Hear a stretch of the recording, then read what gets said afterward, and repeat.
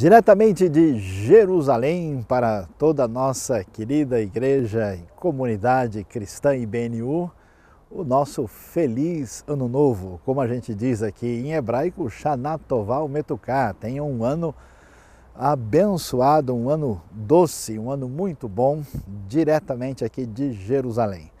Nós estamos aqui no lugar que é chamado Vale do Cedron, em Jerusalém. Estamos aqui entre aquilo que é chamado o Monte do Templo, onde anteriormente Salomão construiu lá no alto, onde você pode ver atrás de mim, o que foi o primeiro templo de Israel no ano 966 a.C. E na minha frente está o Monte das Oliveiras. E quando nos reunimos aqui, agora começando o ano de 2014, um ano de bênção, quando nós queremos fazer todo o esforço para um crescimento da nossa igreja. Nosso alvo este ano é aumentar 50% e continuar fazendo todo o trabalho em sintonia com aquilo que nós temos aprendido do Senhor Jesus Cristo. O que a gente deve lembrar nesse lugar tão fascinante aqui em Jerusalém? O livro de João, capítulo 12, versículo 13, menciona para a gente aquele momento tão especial de Jesus, quando Jesus chega naquela época chamada Domingo de Ramos, e ele é aclamado pela multidão que o reconhece como esse Messias, porque reconhece que através dele está chegando salvação, e diz: Hosana, Hosana, bendito aquele que vem em nome do Senhor. E olhando para o que o Evangelho de João nos mostra, vai nos falar o texto que Jesus estava vindo de Betânia. E ele vai passar aqui pela região do Monte das Oliveiras e vai atravessar esse vale para entrar aqui no lado oriental da cidade de Jerusalém, do lado leste. E você vê ao fundo uma porta que está ali. É uma porta recente, uma porta do século XVI, mas que marca o que é conhecido hoje como a porta mais importante do lado leste da cidade. Em algum lugar do passado, mais embaixo, houve ali uma porta que a maioria dos estudiosos concorda que foi a porta por onde Jesus passou exatamente no chamado Domingo de Ramos. Ele entra na cidade, ele é aclamado, ele é aquele que marca a esperança da multidão que está dizendo em alto e bom som: bendito é o que vem em nome do Senhor. Essa tradição dessa porta é tão interessante que ela vem lá do livro de Ezequiel, capítulo 44, onde se anuncia o futuro reino de Deus através do momento da restauração, que tem a ver com a destruição do povo de Israel, e quando Deus promete que no futuro haveria a época da restauração, fala que o príncipe haveria de passar por essa porta, a porta que fica do lado oriental da cidade. E pensando sobre isso, a gente vai encontrar uma coisa interessante aqui, que é uma mistura de dois elementos. Por quê? Porque Jesus está entrando aqui na chamada Semana da Páscoa. Vamos nos lembrar que esse domingo é esse Domingo de Ramos, e Jesus vai ter um pouquinho mais longe, um pouquinho mais ao norte daqui, na quinta-feira, a sua última ceia com os discípulos, para ter a sua morte, a sua paixão na sexta-feira desta semana, para depois ressuscitar no domingo. Então, o que está acontecendo aqui? Nós temos uma mistura daquilo que parece grande vitória, meio que misturada com grande derrota. O que acontece? Jesus chega aqui e eu fico imaginando a expectativa dos discípulos, porque eles estão acompanhando esse rabino da Galileia, esse Jesus de Nazaré, que tem falado sobre o reino de Deus, que tem curado as pessoas, libertado as pessoas, trazido salvação, falado que ele é o Messias, e ele está atingindo com a palavra de Deus o coração daqueles que estão ouvindo essa mensagem.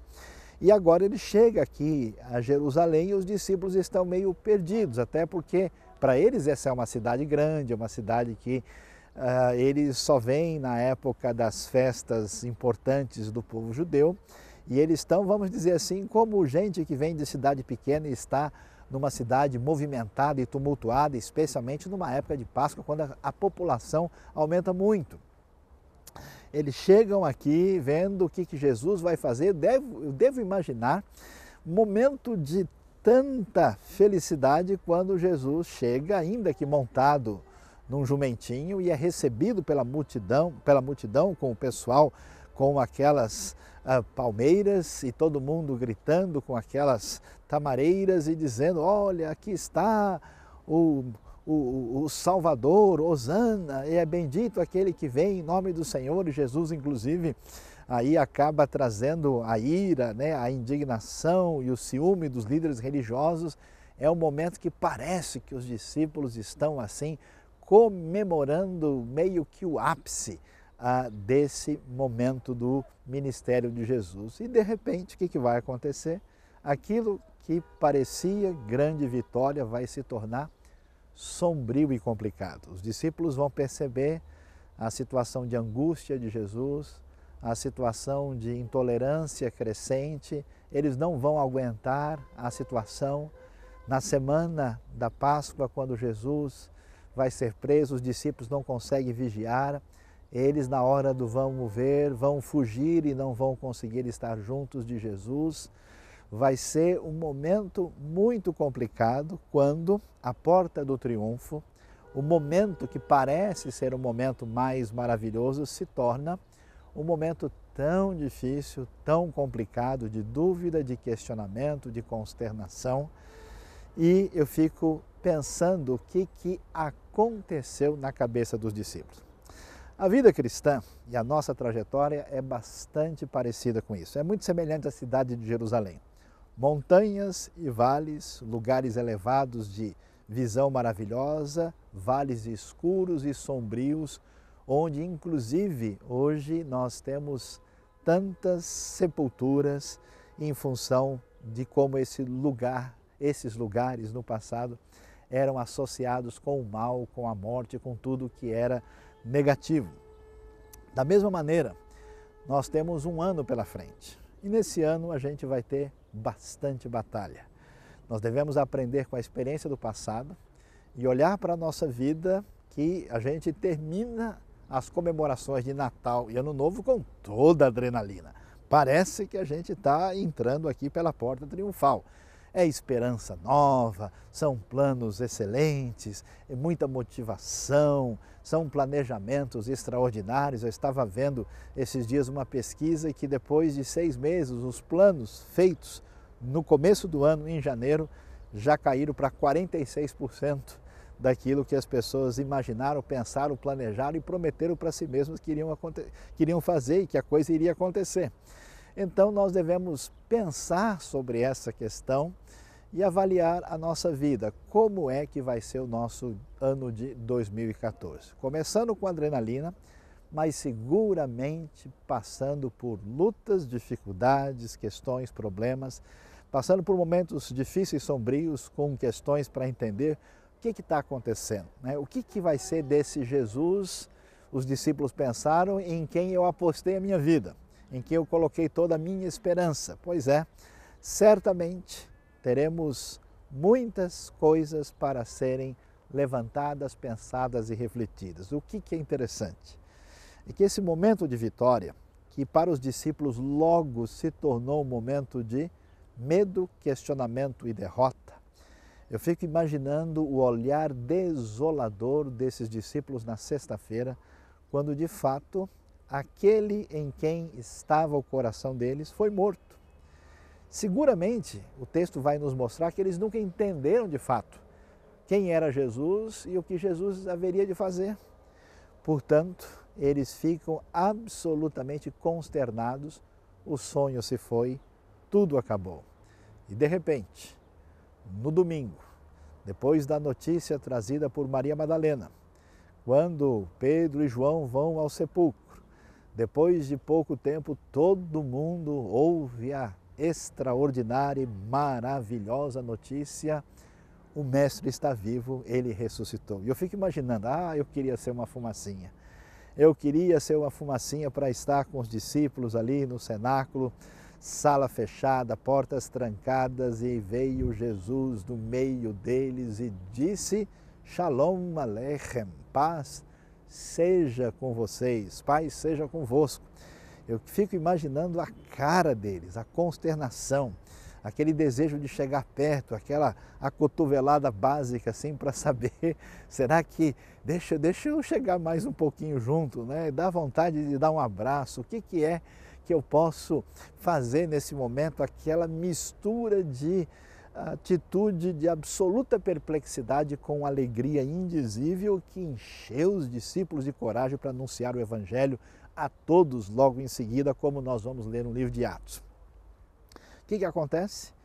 Com Cristo Jesus, com o Senhor, mesmo que haja momentos de lutas, momentos sombrios, momentos que nós não conseguimos vislumbrar o sentido, em que nós tenhamos interrogações e situações complicadas, a gente vai descobrir que a trajetória deles aqui termina com a gloriosa ressurreição. A gente pode ter problemas, lutas e dificuldades, mas Deus é conosco. Aquele que ressuscitou está vivo e abençoa o seu povo, abençoa a sua igreja. Por isso eu quero desejar um feliz ano novo, mas não feliz no sentido superficial da palavra, como as pessoas falam sem nem pensar isso ou aquilo. Vai ser um feliz ano novo, entre aspas, parênteses, 3 pontinhos. Você vai enfrentar a luta. Você vai enfrentar aquilo que Deus preparou para você em 2014. Tem coisas maravilhosas que Deus dá para a gente e nos abençoa no momento certo. Tem coisa que Deus espera para nos dar até que a gente cresça e aprenda certas coisas importantes. Vai haver dificuldades, lutas, tribulações, grandes aprendizados, mas é tão maravilhoso saber que aqueles que esperam no Senhor voam como águias, aqueles que esperam em Cristo certamente serão abençoados, e o nosso desejo e vontade que na nossa vida pessoal, na nossa vida como família e na nossa vida como IBNU em 2014, que Deus nos dê o poder da ressurreição para anunciar o Evangelho, que nos dê a sua graça, que nos dê a vitória completa sobre todas as dificuldades e problemas que os vales da vida irão nos trazer, para que a gente, em alto bom som, possamos agradecer por todas as coisas que experimentarmos no próximo ano. Deus abençoe, aquele abraço de Jerusalém para todos os nossos queridos da IBNU, e aguarde um pouquinho mais, nós estaremos de volta aí. Vamos aqui estar com um grupo de queridos da IBNU que vão chegar daqui já nos próximos dias para nossa viagem de crescimento e de aprendizado aqui no congresso que nós vamos ter, mas em breve estaremos de volta e será aquela bênção. Um abraço muito apertado e aceite aí a nossa palavra de encorajamento e que vem do coração diretamente de Israel, da cidade fascinante de Jerusalém.